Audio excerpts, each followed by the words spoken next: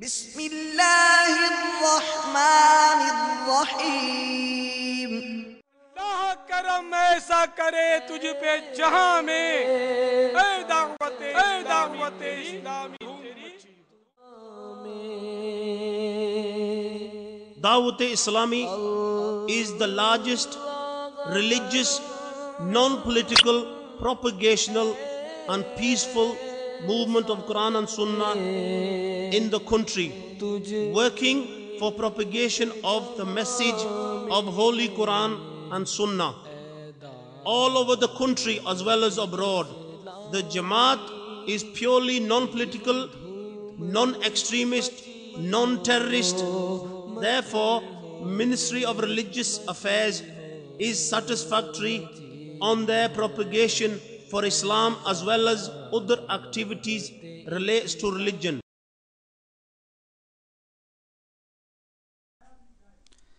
وفاقی وزارت برائے مذہبی امور کی طرف سے جاری کردہ مکتوب کا اردو خلاصہ۔ دعوت اسلامی ایک غیر سیاسی پرامن سب سے بڑی مذہبی تحریک ہے جو کہ ملک اور بیرون ملک قرآن و سنت کے مطابق اسلام کا پیغام عام کرنے میں مصروف عمل ہے۔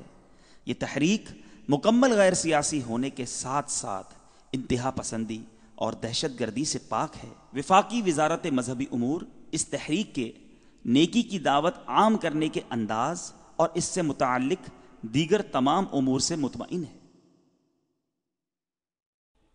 میٹھے میٹھے اسلامی بھائیوں، فی زمانہ معاشرے کے اندر بے حیائی کا دور دورہ ہے۔ غور کریں تو اس بے حیائی کے پھیلنے کا ایک بنیادی سبب ٹی وی بھی ہے۔ جب سے مسلمانوں نے بے حیائی کا یہ سلسلہ شروع کیا ہے، مسلسل تنزل کے گہرے گڑھے میں گرتا چلا جا رہا ہے۔ آج کا نادان مسلمان ٹی وی اور وی سی آر اور انٹرنیٹ پر فلمیں ڈرامے چلا کر، بیہودہ فلمی گیت گنگنا کر، شادیوں میں ناچ رنگ کی محفلیں جما کر نہ جانے کس قسم کی ترقی کا متلاشی ہے۔ وہ قوم جو کل تک کھیلتی تھی شمشیروں کے ساتھ، سنیما دیکھتی ہے آج وہ ہمشیروں کے ساتھ۔ آفتاب قادریت، ماہتاب رضویت، مصنف فیضان سنت، امیر اہل سنت، بانی دعوت اسلامی حضرت علامہ مولانا محمد الیاس عطار قادری رضوی ضیائی دامت برکاتہم العالیہ، جہاں اپنے مدنی مذاکروں، ملفوظات، بیانات اور وی سی ڈیز کے ذریعے معاشرے کی کئی برائیوں کا مقابلہ کرتے چلے آ رہے ہیں، معاشرے کی اس برائی یعنی ٹی وی کے خلاف امیر اہل سنت نے اپنا ایک بیان ٹی وی کی تباہ کاریاں فرمایا۔ یہ بیان پاکستان کے کئی شہروں کے ساتھ ساتھ دنیا کے کئی ممالک میں بھی سنا گیا، جس کی تفصیل یہ ہے۔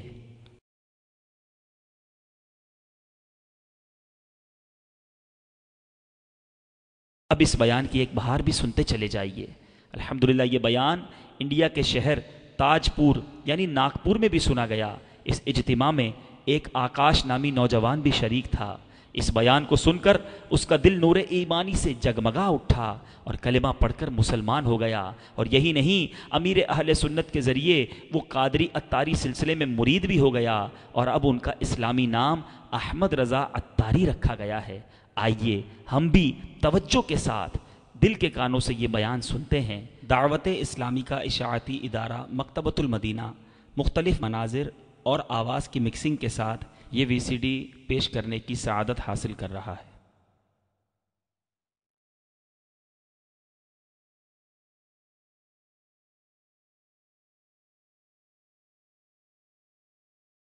الحمدللہ رب العالمین، والصلاة والسلام على سید المرسلین،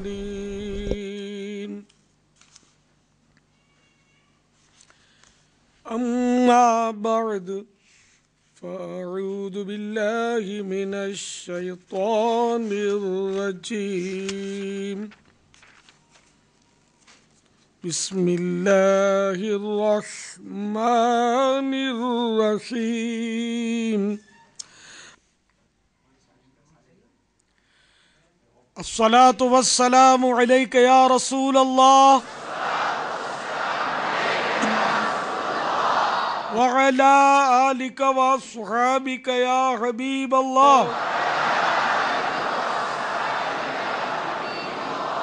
الصلاة والسلام عليك يا نبي الله وعلى آلك وأصحابك يا نور الله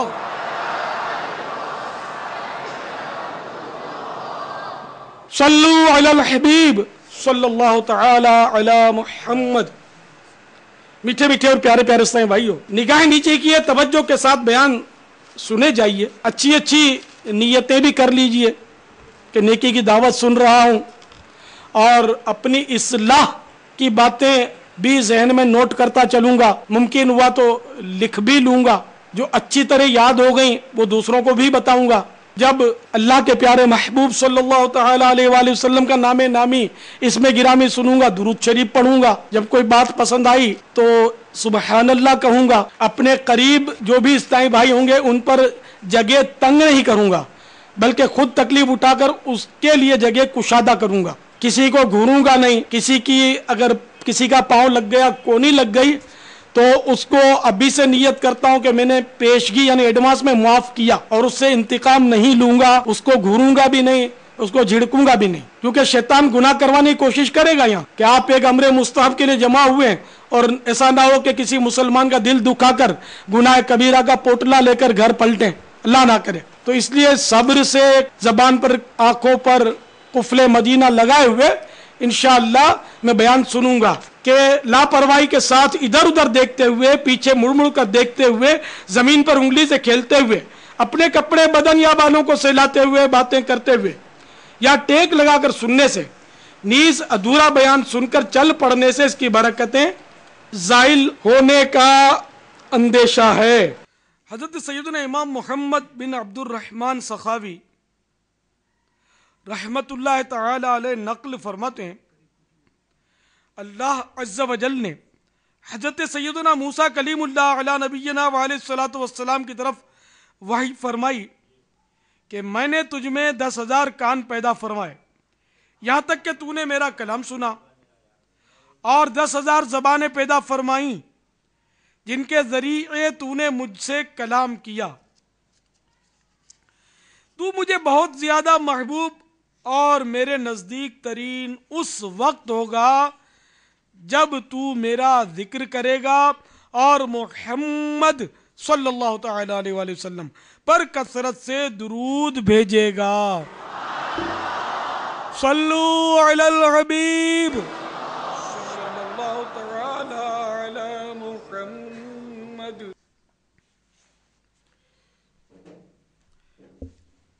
آج شب جمعہ ہے،